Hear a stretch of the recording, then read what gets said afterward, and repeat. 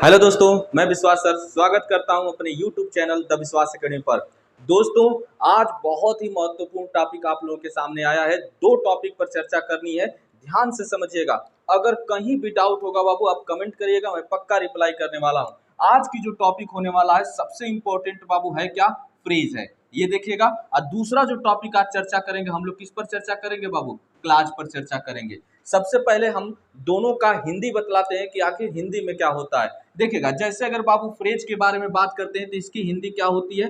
वाक्यांश होती है। हिंदी का वैसे कोई ज्यादा फर्क नहीं पड़ता है, लेकिन अगर आप हिंदी समझ जाएंगे ना तो आपको डिफिनीशन रटने की जरूरत नहीं होगी। रीजन क्या? हम लोग हिंदी मीडियम से है। देखिएगा, हम बार बार बोलते हैं बाबू अपनी कक्षा में कि अंग्रेजी को अंग्रेजी में ही पढ़ा जाना चाहिए। हिंदी से कोई लेना देना नहीं है, लेकिन हमें अंग्रेजी आती नहीं है, इसलिए हम हिंदी का सहारा लेते हैं। अनदर कोई रीजन नहीं है। जैसे देखिएगा बाबू, अगर हम फ्रेज के बारे में बात करें तो ये होता है वाक्यांश, और जैसे क्लाज के बारे में हम बात करें तो इसकी हिंदी क्या होती है बाबू? उपवाक्य होता है। देखिएगा, पहली चीज है कि फ्रेज क्या होता है और क्लाज क्या होता है। तो हम जो चर्चा करने वाले हैं यह सबसे पहले हम लोग फ्रेज के बारे में बात करेंगे कि आखिर फ्रेज है क्या। सबसे पहले हम इसके डिफिनेशन के बारे में चर्चा करेंगे, फिर इसके साथ एग्जाम्पल और कितने टाइप्स होते हैं इसके बारे में चर्चा करेंगे। तो सबसे पहले हम डिफिनेशन पर बात करते हैं कि आखिर फ्रेज कहते किसे हैं। क्या किसी को पता है कि फ्रेज कहते किसे हैं? नहीं पता है तो ध्यान से सुनिएगा। फ्रेज के बारे में बात करते हैं तो ये क्या होता है बाबू कि ये भी शब्दों का समूह होता है, अर्थात अ ग्रुप ऑफ, और आपके बाद आने वाला नाउन हमेशा क्या होता है बाबू? बहुवचन होता है। ये हमेशा याद रखिएगा, यहाँ एस या एस लगता है। रीजन क्या है? ऑफ। जब हम लोग आगे पढ़ेंगे तो इस पर चर्चा करने वाले हैं। रीजन क्या? हमने आपसे पहले भी बोला है कि हम लोग बेसिक से बाबू एडवांस लेवल तक चलेंगे, और ये जो बेसिक चीजें हम पढ़ा रहे हैं ये आपके अंदर कॉन्फिडेंस डेवलप करेगा। Without confidence you can not how to learn English. So please careful, listen to me carefully. A group of words, सबसे पहले चीज होगा कि ये शब्दों का समूह होगा, और जो ये इसके कुछ मीनिंग निकलेंगे। क्या होगा? विथ सम, ये देखिएगा मीनिंग, विथ सम मीनिंग। अब देखिएगा इसका डिफिनेशन क्या होगा? शब्दों का समूह होगा कुछ मीनिंग के साथ, और इसमें आगे क्या होगा कि विदाउट, ये देख लीजिएगा बाबू, without a subject and a verb, ये देख लीजिएगा अ वर्ब। अब पूरा का पूरा बाबू डिफिनेशन क्लियर हो गया। अगर आपको किसी को बताना होगा कि फ्रेज आखिर होता क्या है तो a group of words with some meanings without a subject and a verb. अर्थात जैसे अभी हमने क्या लिखा, एक एग्जांपल के तौर पर हम समझते हैं, ध्यान से सुनना है। जैसे मैंने लिखा कि ही गोज टू मार्केट, ये देख लीजिएगा, ही गोज टू मार्केट। अगर हम बात करते हैं तो जैसा कि हम लोग पीछे की कक्षाओं में पढ़ चुके हैं कि भैया सब्जेक्ट क्या होता है, वर्ब क्या होता है, ऑब्जेक्ट क्या होता है, ठीक है ना। तो अगर हम बात करते हैं तो इसमें आपने देखा कि ये तो सब्जेक्ट हो गया, ये गोज क्या हो गया हमारा? वर्ब हो गया। अब ये देखिएगा, ये बाजार है बाबू, ठीक है ना, टू मार्केट, इसका अर्थ निकल रहा है। देखिएगा ग्रुप ऑफ वर्ड्स है कि नहीं है, इसका कुछ मीनिंग भी निकल रहा है कि नहीं निकल रहा है, लेकिन यह बिना सब्जेक्ट और बिना वर्ब के है, इसलिए बाबू हम इसको क्या बोलते हैं? फ्रेज बोलते हैं।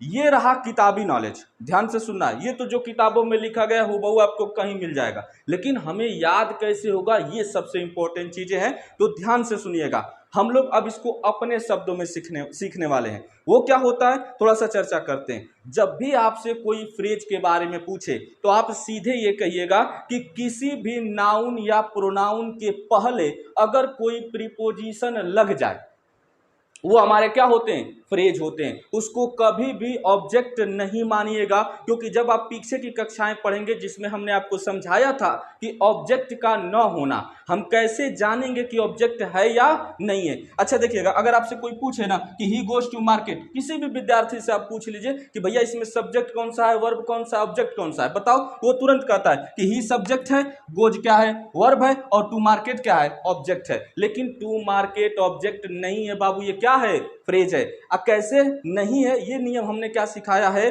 कि किसी भी नाउन या प्रोनाउन के पहले प्रीपोजिशन लग जाए तो ये जो होता है इस वर्ब का कभी भी ऑब्जेक्ट नहीं हो सकता, और जब ऑब्जेक्ट नहीं है तो इसका पैसिव वॉइस नहीं बनेगा। चीजें क्लियर हुई कि नहीं हुई? फिर से एक बार रिवीजन कर देते हैं कि भाई फ्रेज होता क्या है, तो किसी भी नाउन या प्रोनाउन के पहले यदि प्रीपोजिशन लग जाए तो वही हमारा क्या हो जाता है बाबू, फ्रेज हो जाता है। अब हम लोग बात करेंगे कि फ्रेज कितने प्रकार के होते हैं, how many types of phrases. ये देख लीजिएगा, टाइप्स ऑफ फ्रेजेस कि कितनी प्रकार के हमारे क्या होते हैं बाबू, फ्रेज होते हैं। तो देखिएगा, पूरे अंग्रेजी ग्रामर की मैं बात कर रहा हूं बाबू, केवल आपको 5 प्रकार के फ्रेजेस दिखेंगे। ये 5 प्रकार के फ्रेज कभी भी बाबू ऑब्जेक्ट नहीं होंगे, ये हमेशा याद रखिएगा। क्यों? क्योंकि अगर आप सीख जाएंगे कि ऑब्जेक्ट नहीं है तो आपको पैसिव वॉइस बनाने में आसानी हो जाएगी। रीजन क्या है? क्योंकि पैसिव वॉइस में सबसे इंपॉर्टेंट चीज हो जाता है क्या, ऑब्जेक्ट को सब्जेक्ट के स्थान पर रखना। अगर आपको पता होगा कि ये ऑब्जेक्ट नहीं है तो आप इसको कभी भी सब्जेक्ट के स्थान पर लाने के लिए सोचेंगे ही नहीं। तो पहली प्रायोरिटी किस पर रखनी है कि हमको ऑब्जेक्ट है कि नहीं है। ये कैसे पता चलेगा? क्योंकि वह फ्रेज होगा। अब फ्रेज होगा तो समझ ही चुके हैं कि किसी भी नाउन या प्रोनाउन के पहले अगर प्रीपोजिशन लग जाएगा तो हमारा क्या होता है, फ्रेज होता है, न कि ऑब्जेक्ट होता है। अब कितने प्रकार के हमारे फ्रेज होते हैं, आइए चर्चा करते हैं। जो पहला फ्रेज होता है हम इसको क्या बोलते हैं बाबू, नाउन फ्रेज। ध्यान से समझते रहिएगा, जहां कहीं भी डाउट होगा कमेंट करिएगा। Noun phrase. दूसरे की बात करते हैं तो इसको हम क्या बोलते हैं बाबू, वर्ब फ्रेज। वैसे किताबों में वर्बियल फ्रेज मिलेगा, लेकिन उसके लिए घबराने की बात नहीं है। तीसरी जो टाइप होती है हम उसके बारे में बात करते हैं, इसको हम बोलते हैं बाबू एडजेक्टिव फ्रेज। कौन सा फ्रेज? Adjective phrase. और जो चौथे के बारे में बात करेंगे ये हमारा क्या होगा, एडवर्ब फ्रेज होगा। इसको भी एडवर्बियल, एडजेक्टिव, वर्बियल फ्रेज बोला जाता है, लेकिन हम पूरा लिख रहे हैं कि एडवर्ब फ्रेज इसको बोला जाता है। और जो पांचवा है, लास्ट पॉइंट है बाबू, इसी को बोला जाता है क्या, प्रीपोजिशनल फ्रेज। प्रीपोजिशनल फ्रेज, ये देख लीजिएगा। यानी कि टोटल अंग्रेजी ग्रामर में कितने प्रकार के फ्रेज होते हैं, तो 5 प्रकार के फ्रेज होते हैं, जिसका नाम हमने आपको बता दिया, noun phrase, verbal phrase, adjective phrase, adverbial phrase, prepositional phrase. अब इन सब का देखिएगा, कभी भी एग्जाम में तो पूछने वाला है नहीं कि भैया ये बता दीजिए कौन सा फ्रेज है, बस हमें सीखना है कि कौन सा फ्रेज है। कभी भी एग्जाम में इससे प्रश्न नहीं बनता है, लेकिन जब हम सेंटेंस रीअरेंजमेंट करेंगे तो इन चीज़ों का यूज होता है बाबू। जब हम लोग ट्रांसलेशन सीखेंगे उस समय इन सब का यूज होता है। तो कॉन्सेप्ट में तो फ्रेज क्या होते हैं वो चूंकि समझ चुके हैं, लेकिन अब कहाँ कहाँ कैसे कैसे फ्रेज हमें देखने को मिलेंगे, हम लोग एक एक टॉपिक को क्या करते हैं, एक एक एग्जाम्पल के माध्यम से समझने का प्रयास करेंगे।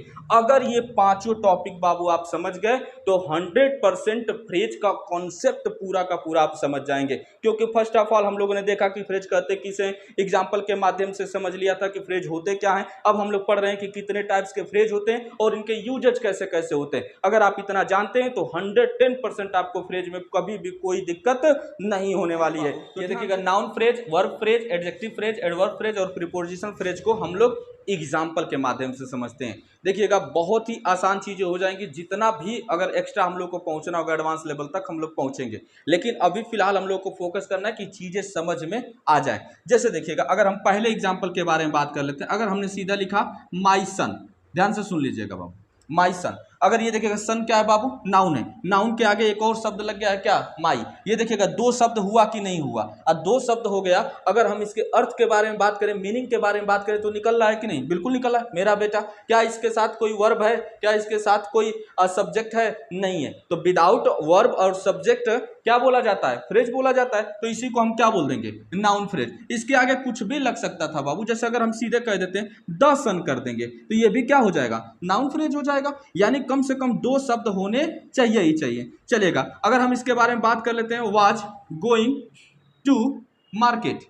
ये देख लीजिएगा, मेरा बेटा बाजार जा रहा था, मेरा बेटा बाजार जा रहा था। अगर मैं इसमें कहूंगा फाइंड करने के लिए कि भैया नाउन फ्रेज को क्या कर दिए, फाइंड करिए, तो देखिएगा माई सन क्या हो जाएगा बाबू, नाउन फ्रेज हो जाएगा। अगर इसी में मैं वर्ब फ्रेज के बारे में बात कर लूं तो देखिएगा वर्ब फ्रेज क्या हो जाएगा, देखो ये दो शब्द है कि नहीं बाबू, वाज गोइंग, तो इसी को हम वर्ब फ्रेज कर देंगे। बहुत सारे एग्जाम्पल देख सकते हैं। जैसे अगर हम सीधे बात कर लें, एक एग्जाम्पल यहां भी मैं लिख सकता हूं कि सम वन, ये देखिएगा, हैड स्टोलन, ये देख लीजिएगा, someone had stolen my watch, ये देख लीजिएगा, वॉच कर दिया। यहाँ देखिएगा हैड स्टोलन बाबू दो शब्द है कि नहीं, तो ये सब हमारे क्या हो जाएंगे, वर्ब फ्रेज हो जाएंगे। यानी कि दो वर्ब, एक हेल्पिंग वर्ब एक मेन वर्ब, अगर वो कहीं भी दोनों साथ में लगे हुए हैं तो आप उसको सीधा वर्बियल फ्रेज बोल दीजिएगा, बहुत दिक्कत नहीं होने वाली है आगे चलकर, ठीक है ना। तो पहली चीज क्या हो जाएगी कि देखिएगा नाउन फ्रेज का मतलब नाउन के साथ कोई पजेसिव एडजेक्टिव लग जाए, डिमॉन्स्ट्रेटिव एडजेक्टिव लग जाए, दो शब्द होने चाहिए जो नाउन के साथ लगे हों, तो उसी को हम क्या बोल देंगे,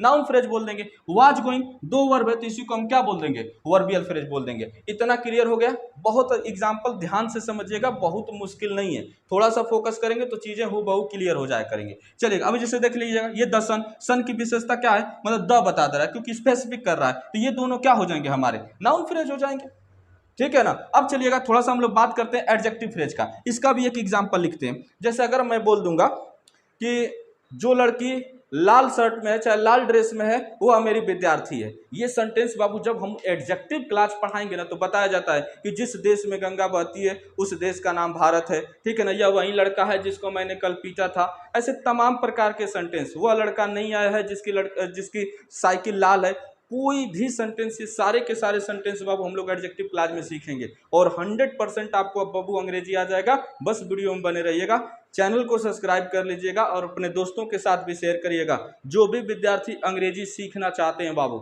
मैं 100% विश्वास दिलाता हूं कि आप इस चैनल को सब्सक्राइब करिए और जितनी वीडियो हमको लगता है कि पूरे क्रम से बाबू शुरुआत किए हैं, बेसिक से एडवांस लेवल तक आपको डेली एक एक वीडियो मिलता रहेगा और 110% आप अंग्रेजी को सीखेंगे।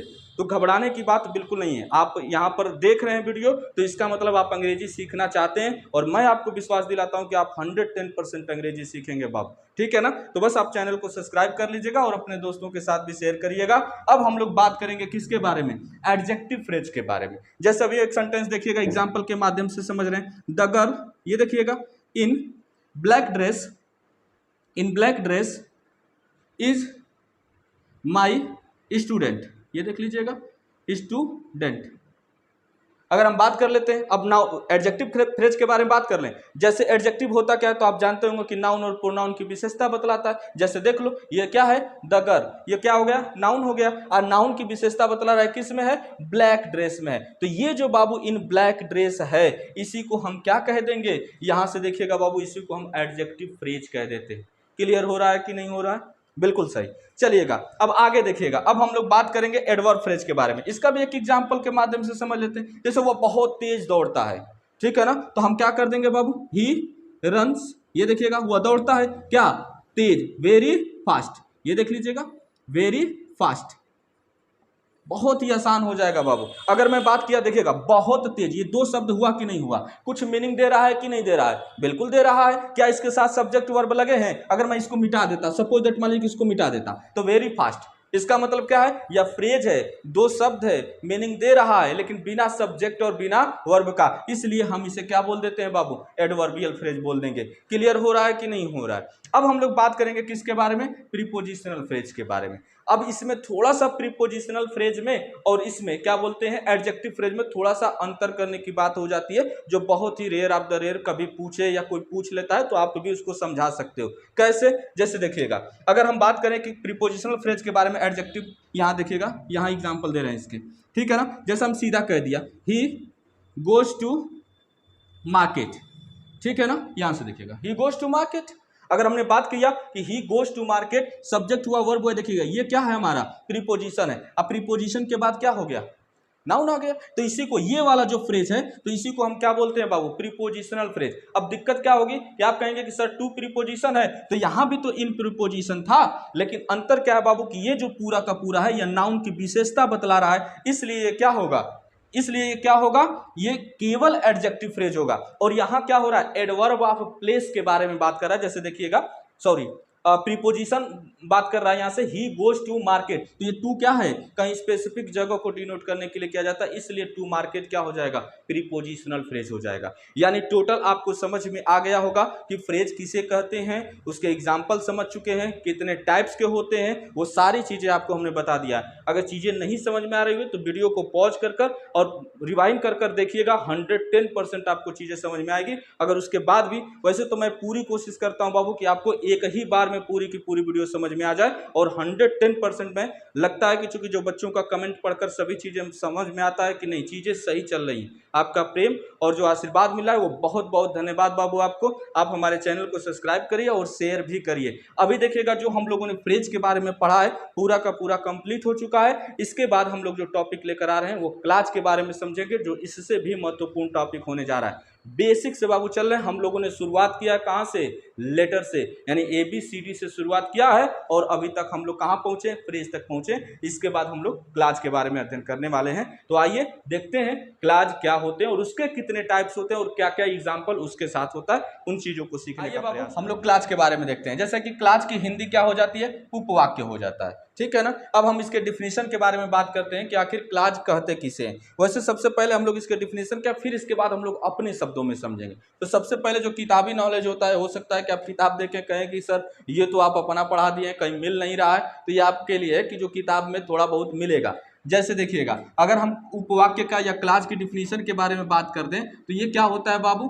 अ ग्रुप ऑफ वर्ड्स, ये देख लीजिएगा, अ ग्रुप ऑफ वर्ड्स दैट, ये देखिएगा, दैट इंक्लूड अ सब्जेक्ट, ये देखिएगा, अ सब्जेक्ट एंड अ वर्ब, ये देखिएगा।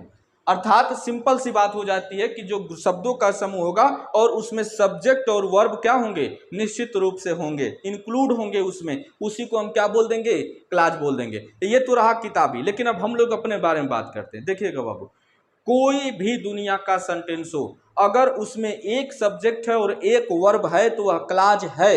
सिंपल सी बात है। अर्थात क्लाज उसे कहेंगे जिसमें कम से कम एक सब्जेक्ट और एक वर्ब हो, वही हमारा क्या है? क्लाज है। जैसे अब हम बात करते हैं एक सेंटेंस को, देखिएगा एक ही एग्जांपल के माध्यम से बाबू हम सभी चीजें क्लियर करेंगे। जैसे देखिएगा, अगर हम उपवाक्य के बारे में बात करते हैं तो चलिए पहले उसी को देख लेते हैं, ठीक है ना। कहा क्या जाता है कि डॉक्टर के आने से पहले रोगी मर चुका था। डॉक्टर के आने से पहले रोगी मर चुका था। तो हम क्या कहते हैं? द पेशेंट, ये देखिएगा, हैड डाइड बिफोर द, ये देखिएगा, बिफोर द डॉक्टर केम। ये देखिएगा सेंटेंस। अभी इसके चक्कर में ना पड़े कि हमें आ नहीं रहा है बनाने के लिए, सब आ जाएगा, एकदम आसान होता है, कोई झंझटे नहीं है। जब टेंस पढ़ाएंगे तो आप देखिएगा एकदम आसान हो जाएगा। हमें बस नोटिस करना है क्या बाबू? ये देखिएगा, द पेशेंट हैड डाइड, ये देखिएगा एक सब्जेक्ट एक वर्ब आया कि नहीं? एक सब्जेक्ट एक वर्ब आया कि नहीं आया? बिल्कुल आ गया। यहां देखिएगा द डॉक्टर एक सब्जेक्ट है और एक केम वर्ब है कि नहीं है? अर्थात ये भी एक क्लास है, ये भी एक क्लास है। वैसे भी आपकी जितनी भी किताबें पढ़ेंगे ना, किसी से भी आप पूछेगा वो सीधे यही कहेगा कि क्लास दो प्रकार के होते हैं, ठीक है ना।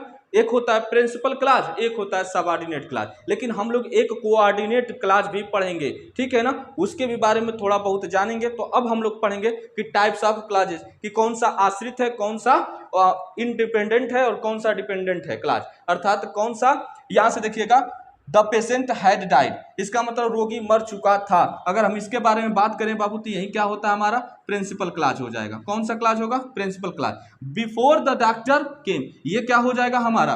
प्रिंसिपल क्लास हो गया तो सब ऑर्डिनेट क्लास हो जाएगा। ये देख लीजिएगा। अब हम एक एग्जांपल के माध्यम से सभी चीजें क्लियर कर लेंगे। वैसे क्लास में कुछ ज्यादा है नहीं। अ group of words that include a subject and a verb is called class. अब क्लास की डिफिनेशन क्या हो गई? पूरा का पूरा सीख ही लिया आप। यहाँ एक एग्जांपल के माध्यम से हमने सिखा दिया कि प्रिंसिपल क्लास होता है, सबऑर्डिनेट क्लास होता है। एक एग्जांपल देखते हैं कि हम कोऑर्डिनेट के भी बारे में बात कर लेंगे कि वो क्या होता है। कहीं कहीं आपको किताब में मिल जाएगा कि कितने टाइप्स के होते हैं। तो ये देखिएगा, ये रहा प्रिंसिपल क्लास और एक हो गया हमारा सबऑर्डिनेट क्लास, ठीक है ना। इसको हम पहला नंबर दे देंगे और इसको हम दूसरा दे देंगे। एक तीसरा भी होता है जिसके बारे में हम अभी चर्चा कर रहे थे, वो कौन सा होता है? कोऑर्डिनेट। ये देख लीजिएगा, कोऑर्डिनेट क्लास।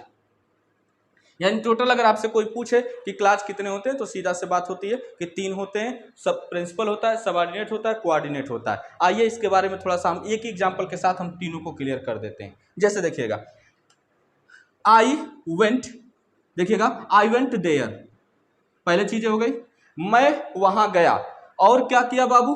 एंड, और उससे मिला। I went there and met her, ये देखिएगा, I went there and met her when she was dancing, ये देख लीजिएगा। बहुत ही इंपॉर्टेंट है बाबू, अब बहुत ही आसान है। अब हमने क्या बताया, यहां से देखिएगा, आई वेंट देयर, मैं वहां गया, ये कौन सा क्लॉज होगा, प्रिंसिपल क्लॉज होगा। बात आ जाएगी कि व्हेन, ये देखिएगा व्हेन है, व्हेन शी वाज डांसिंग, ये क्या हो जाएगा हमारा सबऑर्डिनेट क्लॉज हो जाएगा। और आप नोटिस कर रहे होंगे कि ये क्या कर रहा है, केवल सहायता कर रहा है कि मैंने उसे मिला, तो इसी को हम क्या बोलते हैं बाबू, कोऑर्डिनेट क्लॉज बोलेंगे। अर्थात एक ही सेंटेंस में हमने तीनों एग्जाम्पल के माध्यम से समझाया कि आपके तीनों क्लॉज कैसे कैसे वेरी करते हैं और क्या हैं ये। तो अभी आज के टॉपिक में हम लोगों ने बहुत अच्छे से फ्रेज को पहले पढ़ा, उसके बाद क्लॉज को पढ़ा, ठीक है ना। अब आगे की जो वीडियो होगी, नेक्स्ट वीडियो में हम लोग मिलेंगे। बाकी के लिए आप हमारे चैनल को अगर अब तक सब्सक्राइब नहीं किए होंगे तो प्लीज़ रिक्वेस्ट है आपसे कि आप हमारे चैनल को सब्सक्राइब करिए और अपने दोस्तों से भी शेयर कराइए। हम लोग मिलते हैं नेक्स्ट वीडियो में, तब तक के लिए धन्यवाद।